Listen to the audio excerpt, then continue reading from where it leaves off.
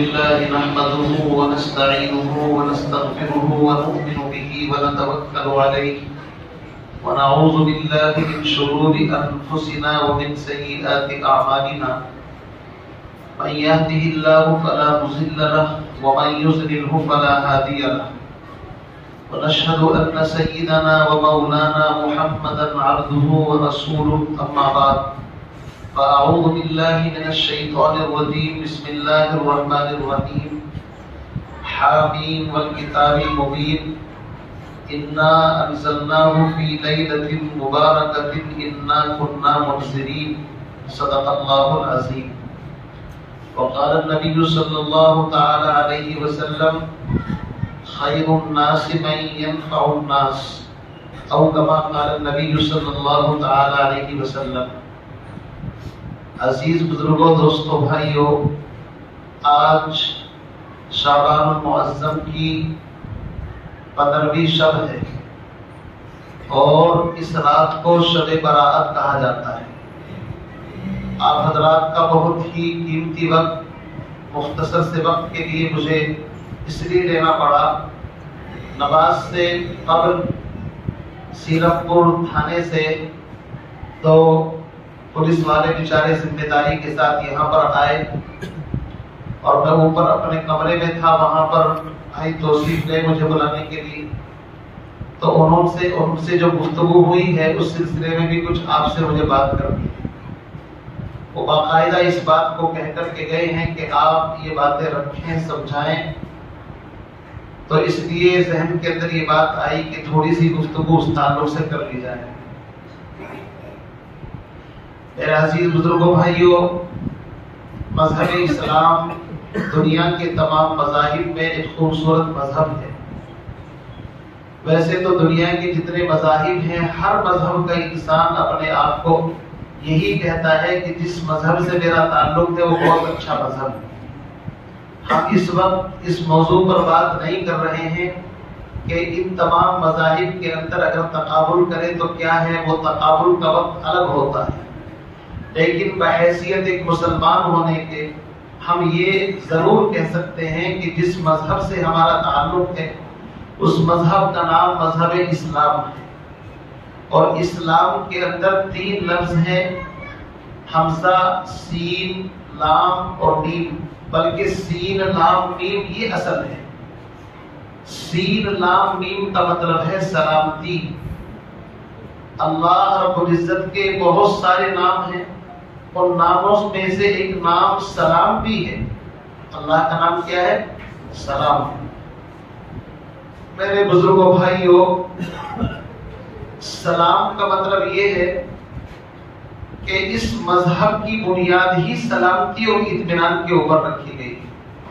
اس مذہب کا جو بیس ہے، فاؤنڈیشن ہے، اس مذہب کی خصوصیت یہ ہے کہ اس کی بنیاد امن، عافیت، سکون، سلامتی کے اوپر رکھی گئی. ایک مسلمان کا جو تعارف حدیث کے اندر پیغمبر علیہ السلام نے کرایا ہے وہ یہ ہے، المسلم من سلم المسلمون من لسانہ و یدہ. یہ جانتے ہو مسلمان کس کو کہتے ہیں؟ مسلمان کا تعارف اللہ کے نبی جناب محمد رسول اللہ صلی اللہ علیہ وسلم نے جن الفاظ سے کرایا ہے، ہم تھوڑی سی دیر کے لیے غور کر لیں کہ ہمارا تعارف اللہ کے نبی نے کن الفاظ کے ساتھ کرایا ہے. آپ نے فرمایا مسلمان جانتے ہو کس کو کہتے ہیں؟ مسلمان اس کو کہتے ہیں من سلم المسلمون من لسانہ و یدہ، کہ جس کی زبان سے، جس کے ہاتھ سے مسلمان محفوظ رہے.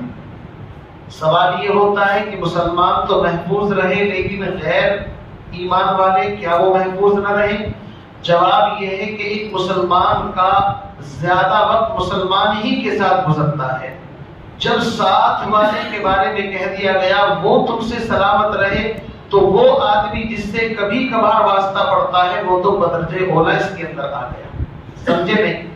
اس لیے مسلمان کی تعریف اور مسلمان کی خوبصورتی اور مسلمان کی علامت، مسلمان کی پہچان حدیث پاک کے اندر اللہ کے نبی نے یہ فرمائی اس کی زبان سے اس کے ہاتھ سے کسی کو تکلیف نہ پہنچے. اگر اس کی زبان سے اس کے ہاتھ سے اس کے کسی عمل سے تکلیف پہنچ رہی ہے تو چاہے وہ راشن کارڈ میں اور ووٹر آئی ڈی کارڈ کے اندر اور آدھار کارڈ کے اندر بھلے سے اس کا نام مسلمان، بھلے سے مسلمانوں کی فہرست میں اس کو گنا جاتا ہو، شمار کیا جاتا ہو، لیکن رب کعبہ کی قسم اللہ کے نبی علیہ الصلوۃ والسلام کی لسٹ کے اندر وہ آدمی مسلمان نہیں. آپ نے تو یہاں تک فرمایا کہ وہ مسلمان نہیں ہو سکتا، مسلمان نہیں ہو سکتا، مسلمان نہیں ہو سکتا، 3 مرتبہ فرمایا. صحابہ ڈر گئے، اللہ کے نبی کون؟ فرمایا کہ جس سے اس کا پڑوسی اطمینان چین سکون کے اندر نہ ہو مسلمان نہیں ہو سکتا. اللہ کے نبی نے فرمایا مسلمان نہیں ہو سکتا، مسلمان نہیں ہو سکتا، نہیں ہو سکتا. فرمایا اللہ کے نبی کون؟ فرمایا جو خود پیٹ بھر کر کے کھانا کھائے اور اس کے محلے میں، اس کے پڑوس میں، اس کے دائیں بائیں کوئی غریب آدمی بھوک کی وجہ سے بلبلا رہا ہے، پیاس کی وجہ سے تڑپ رہا ہے، لیکن یہ خود پیٹ بھر کر کے کھانا کھاتا ہے اور پڑوسی پریشان ہے. فرمایا یہ مسلمان نہیں ہو سکتا. اللہ کے نبی نے تو ایسی مضبوط بنیاد رکھی ہے خوبصورتی کے ساتھ اسلام کی کہ صحابہ کی عادت یہ تھی کہ غلاموں کو بٹھائے اونٹ پر اور خود چلے پیدل، ہمیشہ رہنما رکھتے ہیں، وہ سلطان رکھتے ہیں. حضرت عمر بن خطاب رضی اللہ تعالیٰ ملک کے شام جا رہے ہیں اور ایک اونٹ ہے، باری باری کبھی خود سوار ہوتے ہیں، کبھی غلام کو بٹھاتے ہیں اور کبھی دونوں پیدل چلتے ہیں، اس لیے کہ جانور کا بھی حق ہے کہ اس کے اوپر زیادہ ظلم نہ کیا جائے. اسلام خدا کی قسم خوبصورت مذہب ہے. اللہ کے نبی علیہ الصلوۃ والسلام نے فرمایا لوگوں خیر الناس من ينفع الناس، لوگوں میں اللہ کے نزدیک سب سے زیادہ بہتر اور پسندیدہ انسان وہ ہے جس کی ذات سے لوگوں کو نفع پہنچے، جس کی ذات سے لوگوں کو نفع پہنچے، فائدہ پہنچے. ایک عالم ہے وہ اپنے علم سے لوگوں کو نفع پہنچائے، ایک ڈاکٹر ہے وہ اپنی حکمت اور ڈاکٹری کی لائن سے لوگوں کو نفع پہنچائے، اگر وکیل ہے تو اپنی وکالت کے ذریعے سے لوگوں کو نفع پہنچائے، اگر تاجر ہے اپنی تجارت سے لوگوں کو نفع پہنچائے، اگر وہ مزدور ہے تو اپنی مزدوری سے لوگوں کو نفع پہنچائے. ہر انسان دوسروں کو نفع پہنچا سکتا ہے. عرض کرنے کا مقصد یہ ہے آج کی جو رات ہے یہ عبادت کی رات ہے. یاد رکھیے اسلام کے اندر ایسی کوئی عبادت نہیں ہے کہ اتنی رکعت نماز اتنی مرتبہ پڑھیں گے تو ایسا ایسا ہو جائے گا. جیسا کہ بہت سارے لوگوں نے بنا رکھا ہے کہ 4 رکعت نماز پڑھیں گے، اتنی مرتبہ قل پڑھیں گے. میرے پاس آج کئی فون آئے اس طرح کے. میں نے کہا اللہ کے بندو ایسی کوئی حدیث نہیں، کوئی روایت نہیں ہے. دین کامل اور مکمل ہے. الیوم اکملت لکم دینکم واتممت علیکم نعمتی ورضیت لکم الاسلام دینا. اس دین کے اندر اللہ کے نبی علیہ الصلوۃ والسلام کوئی کمی چھوڑ کر کے نہیں گئے، دین کامل اور مکمل کر کے گئے ہیں. اس دین میں سے کسی چیز کو کم کریں گے تو بھی نقصان، اور اس دین میں کسی چیز کو اپنی طرف سے داخل کریں گے بولو بھائی تو بھی نقصان. نہ کمی کرنی ہے اور نہ اس کے اندر زیادتی کرنی ہے. کمی کرتے ہیں تو بھی نقصان، زیادتی کرتے ہیں تو بھی نقصان. اسی لیے اہل سنت والجماعت علماء دیوبند کا مطلب یہ نہیں کہ دیوبند صرف کے مدرسے سے پڑھے ہوئے، اس کا مطلب یہ ہوتا ہے وہ حضرات اصل صحابہ تابعین تبع تابعین جن کا سلسلہ جناب رسول اکرم صلی اللہ علیہ وسلم تک پہنچتا ہے، ان کے نزدیک سب سے بہترین طریقہ یہی ہے کہ دین میں کوئی انٹرفیئر نہیں ہونی چاہیے. دین میں انٹرفیئر نہیں ہونی چاہیے. اب انٹرفیئر کتنی کر دی ہم نے علماء سے پوچھتے نہیں. آپ میرے روم پر جا کر کے دیکھیے، اوپر عصر کے وقت سے لے کر ماشاءاللہ جو کھانے آنے شروع ہوئے ہیں الامار والحفیظ اتنا حلوہ رکھا ہے، آپ کو کھا کر کے جانا پڑے گا، چونکہ وہ کہاں ڈالیں گے بھائی اس کو؟ بتاؤ آپ، اتنا حلوہ رکھا ہے، کون کھائے گا اس کو؟ آپ نے بھیجا ہے، میں ابھی بتاؤں گا، آپ ہی کھا کر کے اس کو جانا۔ کیوں جی حاجی صاحب بات صحیح ہے نہیں؟ میں ہر مرتبہ آپ کو بتایا جاتا ہے اللہ کے بندو کیوں ایسی باتیں کرتے ہیں؟ حلوے کا اس راز سے کیا تعلق ہے آپ بتائیے؟ اگر حلوے سے اس کا تعلق ہوتا تو یار کم سے کم مولوی صاحب مفتی صاحب کو بھی چاہیے نہیں چاہیے؟ ہم بھی اپنے گھر سے کھڑکوا دیتے بھائی، ثواب کی تو ہم کو ضرورت دیتا ہے۔ یاد رکھیے دین کے اندر بنیے سے سیانہ سوگا ہوگا، ایک کہاوت ہے، تجارت کے معاملے میں اگر کوئی بنیے سے زیادہ ہوشیار بننے کی کوشش کرتا ہے اس کا مطلب یہ بے وقوف۔ جس کام کو صحابہ نے نہیں کیا، تابعین نے نہیں کیا، تبع تابعین نے نہیں کیا، علماء نے نہیں کیا، مشائخ نے نہیں کیا، اور ہم عام آدمی ہو کر کے اپنی مرضی سے اس کو دین کا کام سمجھے تو وہ دین کا کام نہیں، وہ کیا ہے؟ بے دینی کا کام ہے۔ میرے بھائیوں، پٹاخوں سے اسراف کا کیا تعلق ہے؟ چھوٹے چھوٹے بچے پٹاخے اور بڑے بھی، عصر کے بعد میں ظہر کے بعد وہاں لیٹا اوپر جا کر کے تو گلی کے اندر اتنی آواز آ رہی، مجھے نیچے اتر کر کے آنا پڑا، اور میں دیکھ رہا ہوں دور تک تو کوئی نظر نہیں آ رہا، اور پھر جا کر کے لیٹا تو پھر آواز آ رہی، تو ماشاءاللہ بچے بھی جانتے ہیں نہیں سی کہ ٹھکائی ہو سکتی، اس لیے بھاگ گئے۔ میرے بھائیوں، یہ سب باتیں کہاں سے ہم نے دین کے اندر داخل کی؟ یہ سب باتیں وہ ہیں جو ہم نے بعد میں اپنی مرضی سے داخل کی۔ اسلام کے اندر دو ہی تہوار ہے، ایک عید الفطر اور ایک عید الاضحیٰ، اس کے علاوہ کوئی تہوار نہیں ہے۔ عید الفطر رمضان کے بعد ہے، عید الاضحیٰ 2 مہینے کے بعد آتی ہے۔ اس کے بعد یہ جو ہم نے اپنی طرف سے ان کے اندر یہ سسٹم بنایا ہے، یہ سراسر بالکل دین کے خلاف ہے۔ اور آگے مزید بڑھیے کیا کر رہے ہیں ہم لوگ؟ نوجوان بچے خاص طور سے اس بات کو یاد رکھیں، اور جو پولیس والے آئے تھے وہ اسی لیے آئے تھے، انہوں نے کہا کہ کوئی بھی روڈ پر گاڑی نہ چلائے، اسٹنٹ بازی نہ کرے، بلکہ بیچارے غیر ایمان والے تھے دونوں۔ کہا کہ جی ہم آپ کے مذہبی تہوار میں، ان کو کیا پتا، آپ کے مذہبی تہوار میں کوئی انٹرفیئر نہیں کر رہے ہیں، کوئی دخل اندازی نہیں چاہتے۔ آپ کو اگر جانا ہے، چونکہ ان کو بتا رکھا ہے کہ قبرستان بھی جاتے ہیں اس رات میں، تو ان کے کہنے کا مقصد یہ تھا کہ اگر آپ کو جانا ہے سکون، اطمینان اور ٹریفک کے جو اصول ضابطے ہیں، ٹریفک کے اصول ضابطے کیا ہیں؟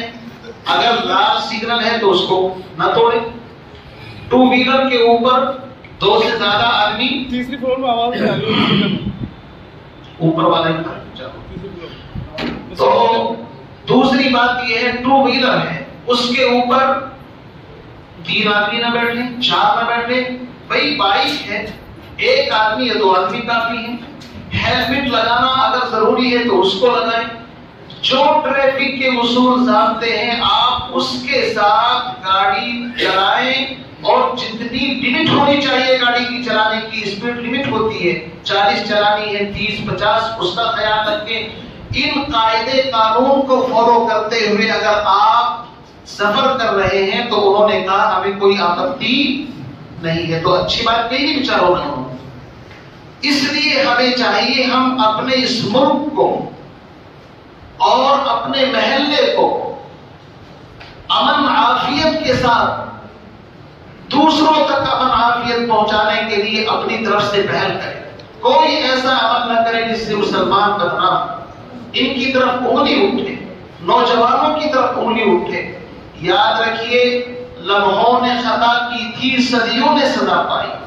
جب انسان زیادہ حد سے زیادہ بڑھتا ہے، غلطیاں کرتا ہے، پھر اللہ رب العزت کو بھی غصہ آ جاتا ہے، اور غلطی کبھی ہوتی ہے، سزا کبھی ملتی ہے اس کی۔ آپ پولیس والوں کو پریشان کرو گے، پرشاسن کی ناک میں دم کرو گے، تو کیا ان کو پتہ نہیں ہے کبھی موقع ملے گا تو وہ پھر اپنا ادھار کھاتا پورا کریں گے نہیں کریں گے؟ بتاؤ، میں تو صاف لفظوں میں کہہ رہا ہوں۔ وجہ اس کی یہی ہوتی ہے کہ ہم اپنی نقل و حرکت سے دوسروں کو یہ میسج دیتے ہیں کہ ہم انسان نہیں ہیں. ارے میرے بھائیوں، ہم انسان ہیں، اشرف المخلوق ہیں. ہماری ذات سے، ہماری زبان سے، ہمارے عمل سے کسی کو تکلیف نہ پہنچے. ہماری یہ رات کیسی رات ہے میں بتا دوں آپ کو اس کی حقیقت. ہماری یہ رات ایسی ہے، مجھے یاد پڑتا ہے 2012 کے اندر میں عمرے پر گیا تو یہی شعبان کا مہینہ تھا اور شعبان کی غالباً یہی رات میں نے وہاں پر گزاری. یہ رات آئی تو میں نے کوئی وہاں عجیب طرح کی ہلچل نہیں دیکھی. عام دنوں کی طرح جو معمول تھا وہی آج بھی تھا. بھائی ہم سے زیادہ تو دین کو وہ جاننے والے ہیں جس سرزمین پر دین اترا ہے. ہم عجمی لوگ اپنی طرف سے جو باتیں بڑھاتے ہیں اس سے نقصان ہوتا ہے. یاد رکھیے جناب نبی علیہ السلام سے ضعیف روایات سے صحیح احادیث نہیں ہے اس سلسلے میں جتنی بھی ہے. اتنا ثابت ہے کہ پیغمبر علیہ السلام نے اس رات میں دعائیں کی، نمازیں پڑھی، اپنی امت کے لیے دعا کی آپ نے.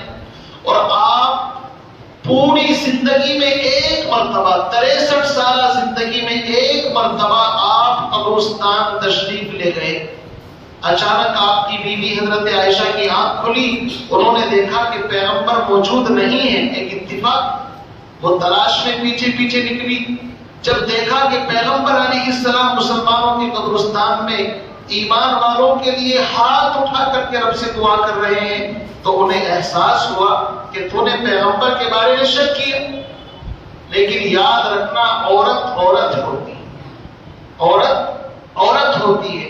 اللہ نے جو خاصیت مرد کے اندر رکھی ہے وہ مردوں کی علامت ہے، جو عورتوں کے اندر رکھی ہے وہ عورتوں کے اندر ہے. عورت سب کچھ برداشت کر سکتی ہے لیکن سوتن کو برداشت نہیں کرتی، اس کی فطرت میں مجبوری ہے.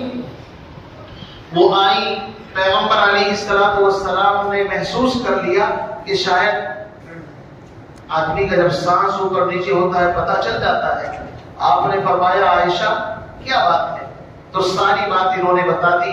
فرمایا کہ آج اصل میں شعبان کی 15ویں رات ہے. جبریل امین نے آ کر کے مجھے میسج پیغام دیا، اس لیے میں اللہ کے بندوں کے لیے دعا کر رہا تھا، نماز پڑھ رہا تھا. اس روایت سے ہم نے ساری باتیں لی ہیں جو ہم کر رہے ہیں. پتہ چلا کہ اس رات میں انسان انفرادی عبادت کرے. انفرادی کا مطلب ہوتا ہے اپنی تنہا عبادت کرنا. اللہ کے نبی نے مسجد نبوی میں صحابہ کو اکٹھا نہیں کیا. اگر آپ چاہتے تو صحابہ کو اکٹھا کر سکتے تھے. اس لیے ہم بھی اجتماعی نہیں انفرادی عبادت کریں. مسجد میں 4 رکعت پڑھ لیں، قرآن پڑھ لیں، دعا مانگ لیں، نیند آئے تو اپنے گھر چلے جائیں. کیوں جی؟ اگر آپ نے عشاء کی نماز اور فجر کی نماز انشاءاللہ جماعت کے ساتھ پڑھ لی، حدیث کے اندر آتا ہے اس بندے کو بھی رات بھر عبادت کرنے کا ثواب ملے گا. تو اللہ کے خزانے تو بھائی اس سے فائدہ اٹھانا چاہیے. تو ہی اگر نہ چاہے بہانے خزانے. اللہ کی رحمت متوجہ ہے. تو اس رات میں ہم کیا کریں؟ نفلی عبادت. کوئی عبادت خاص نہیں ہے کہ یہ کرنی ہے وہ کرنی ہے، نہیں. قرآن پڑھ سکتے ہو قرآن پڑھو، دعا مانگ سکتے ہو دعا پڑھو. اور بلکہ میں تو یہ کہتا ہوں کہ نوافل کے مقابلے میں، میرا جملہ غور سے سننا، نوافل کے مقابلے میں قضا عمری کا اہتمام کریں. ایک آدمی کی نمازیں چھوٹی ہوئی ہیں، بالغ ہونے کے بعد نمازیں بھی پڑھی، نفل پڑھنے چل پڑا. اس کا مطلب ایسا سمجھو جیسے کہ کسی آدمی کے اوپر 1-2 لاکھ روپے قرضہ ہے کسی کا. 1-2 لاکھ روپے اس کے ذمہ کسی کا قرض ہے. قرض دینے کی فکر نہیں ہے اور کسی غریب کو 10 روپے دینے کے لیے نکلا ہے کہ میں بھی صدقہ کرنا چاہتا ہوں. بھائی صدقے کے مقابلے میں جو حق تمہارے ذمہ ہے جس کے بارے میں سوال ہوگا قیامت کے دن، پہلے 10 روپے ہی اس حقدار تک پہنچا دو تاکہ قرضے میں کچھ کمی آ جائے. تو ہم نے جو اب اتنے سارے فرض چھوڑ رکھے ان کی فکر نہیں ہوتی، ہم نوافل کی طرف دوڑ کر کے چلتے ہیں. نوافل پڑھنا منع نہیں، شوق سے نوافل پڑھو، لیکن وہ لوگ جو فرائض کا اہتمام اچھی طریقے سے کرتے ہیں. بہرحال قرآن پاک کی تلاوت کریں اور اپنے گھروں کے اندر مائیں بہنیں بھی مصلی بچھا کر کے جتنی دیر چاہے نماز پڑھیں، قرآن پڑھیں، دعا مانگے، سو جائیں. دوسری بات احادیث کے اندر فرمائی، وہ بھی ایک ضعیف حدیث ہے ابن ماجہ کی، کہ 15ویں تاریخ کا روزہ، اس کو ہم سنت بھی نہیں کہتے۔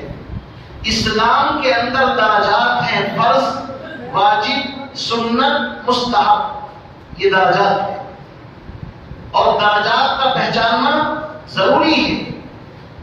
جس کو درجے کا پتہ نہیں ہوتا وہ دین میں گڑبڑ کر دیتا ہے۔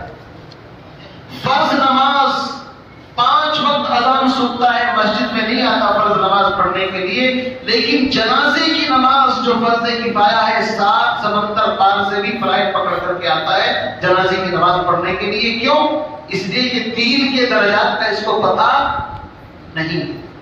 بھئی جنازے کی نماز فرض کفایہ ہے، اللہ کے بندے پڑھ لے گا تو بھی ٹھیک، نہیں پڑھے گا تو بھی ٹھیک، لیکن 5 وقت کی نماز کا تجھے حساب دینا پڑے گا۔ اس کے بارے میں اللہ پوچھے گا۔ ہم یہ گڑبڑ کیوں کرتے ہیں؟ جانتے ہیں اس وجہ سے کہ ہمیں درجات کا پتہ نہیں ہوتا، ورنہ خدا کی قسم ان 5 نمازوں سے زیادہ فضیلت والی نماز جمعے کو چھوڑ دیجیے، جمعہ تو انہی کے اندر آ جاتا ہے۔ عید بقرعید کی نماز بھی واجب ہے، اس کا درجہ بھی فرض کا نہیں ہے، فرض سے نیچے کا درجہ ہے اس کا بھی، لیکن جس نے پورے مہینے روزے نہیں رکھے ہوں گے، تراویح نہیں پڑھی ہوگی، بغل کے نیچے مصلی دبائے ہوئے آپ کو نظر آئے گا 2 رکعت نماز عید کی پڑھنے کے لیے۔ کیوں؟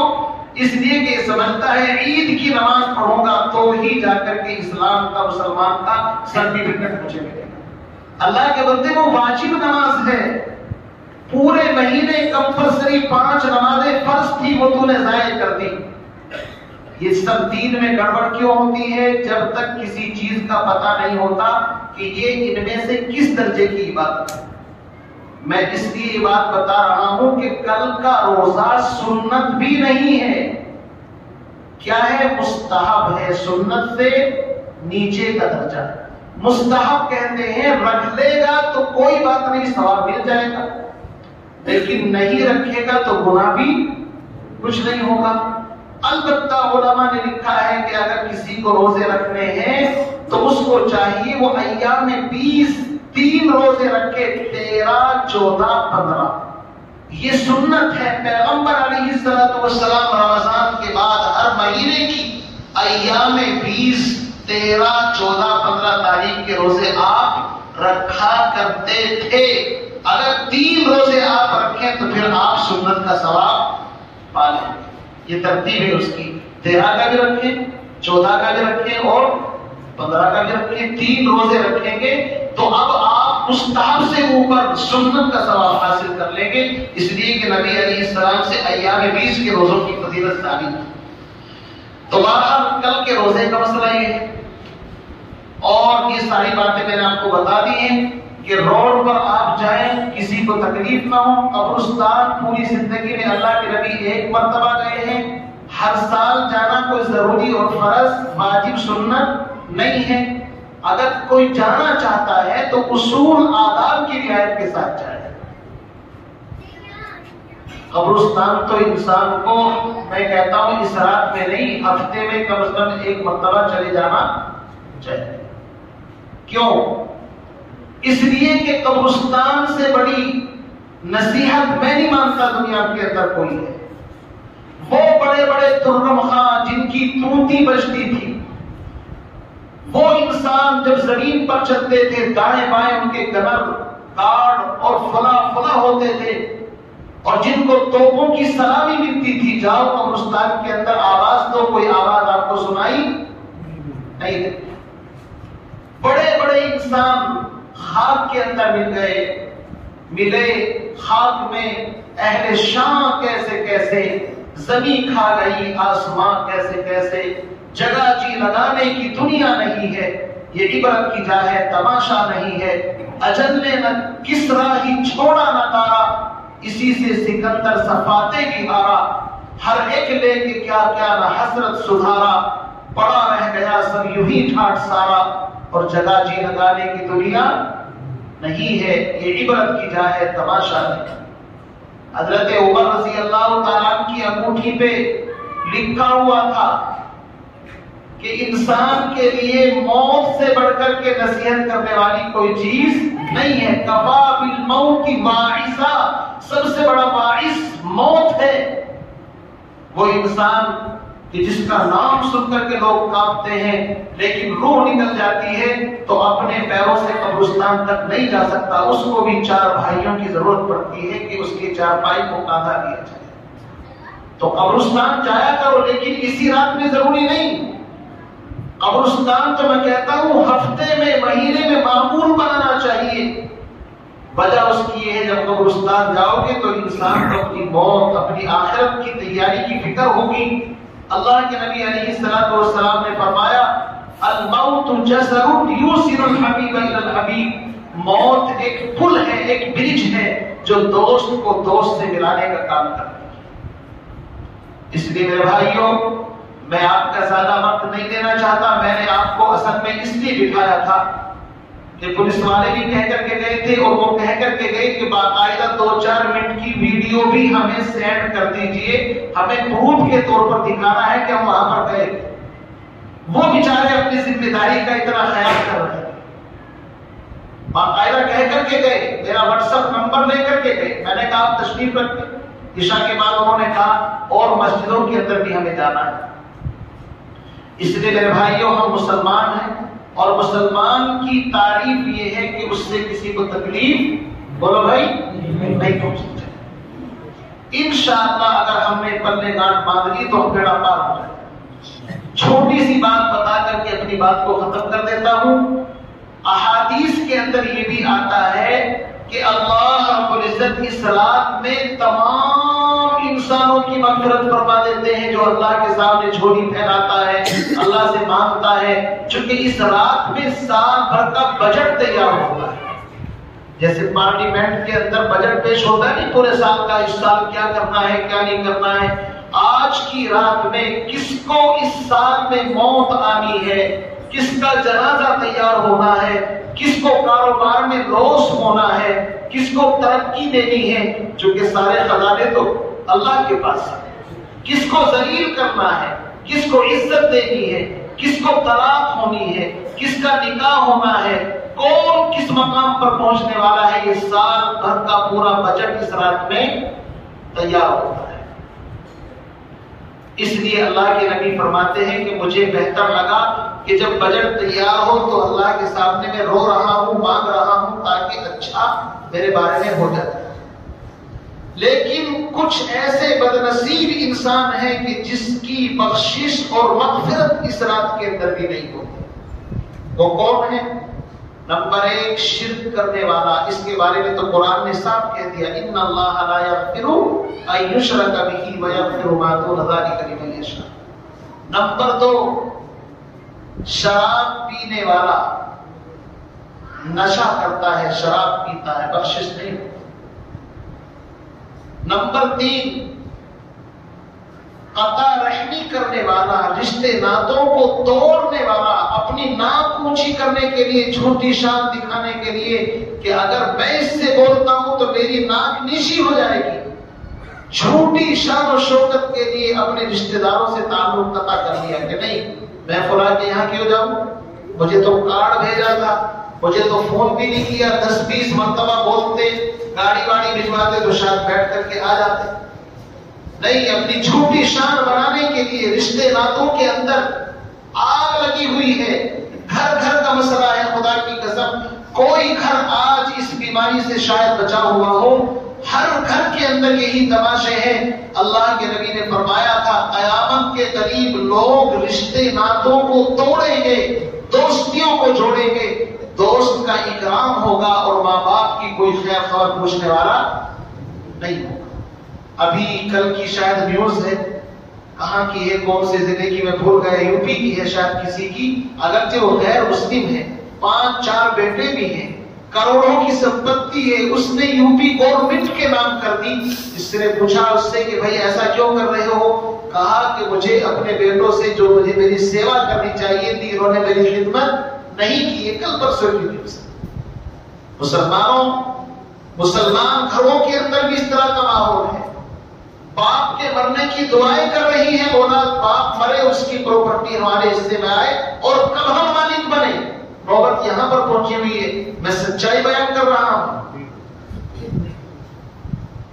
ماں باپ کے مرنے کی دعائیں کرنا یہ قیامت سے کم ہے؟ خدا کی قسم ماں باپ وہ نعمت ہے دنیا کے اندر کہ جن کو پیار محبت کے ساتھ دیکھنا حج عمرے کے برابر ہے۔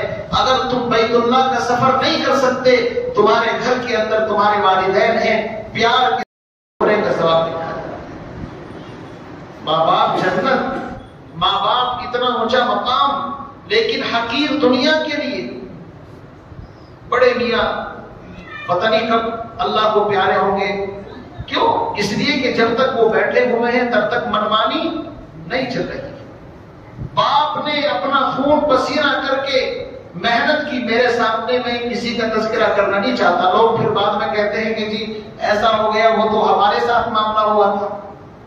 میں ایسی اچھی فیملی کے لوگوں کی بات کر رہا ہوں جنہوں نے اپنی زندگی میں باہر ممالک کے اندر جا کر کے خون پسینے سے محنت کی اور بڑا اچھا کاروبار جمایا، زمینیں خریدی اور اپنی اولاد کو پڑھایا لکھایا، لیکن بدقسمتی سے اولاد کی صحیح تربیت نہ کر سکے۔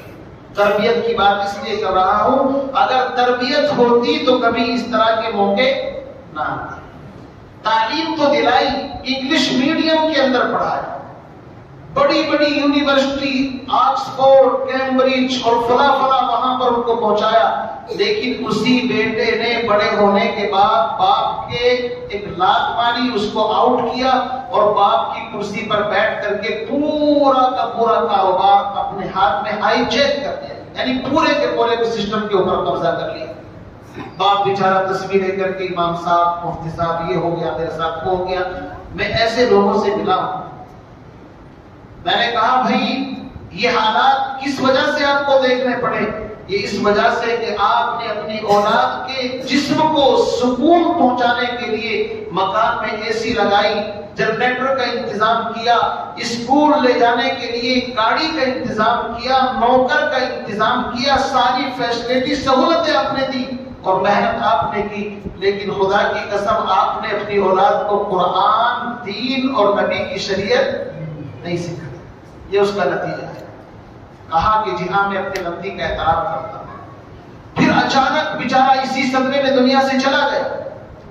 آج وہ پوری فیملی اس طرح بکھر چکی ہے، بیٹیاں ماں سے حصہ مانگ رہی ہیں کہ ہمارا حصہ دو ورنہ آخرت میں تمہارا گریبان پکڑ لیں گے۔ بیٹے اپنا حصہ الگ مانگ رہے ہیں۔ مجھ سے کہا مفتی صاحب کیا کرنا چاہیے؟ میں نے کہا جب تک آپ زندہ ہیں سب کو بھگا دو، کہو اپنے اپنے گھٹوں سے کماؤ، محنت کرو، کسی کو ایک پیسہ نہیں ملے گا، اس لیے کہ جب تک آپ کی دولت کے اوپر نظر ہے تب تک یہ کامیاب نہیں ہو سکتا۔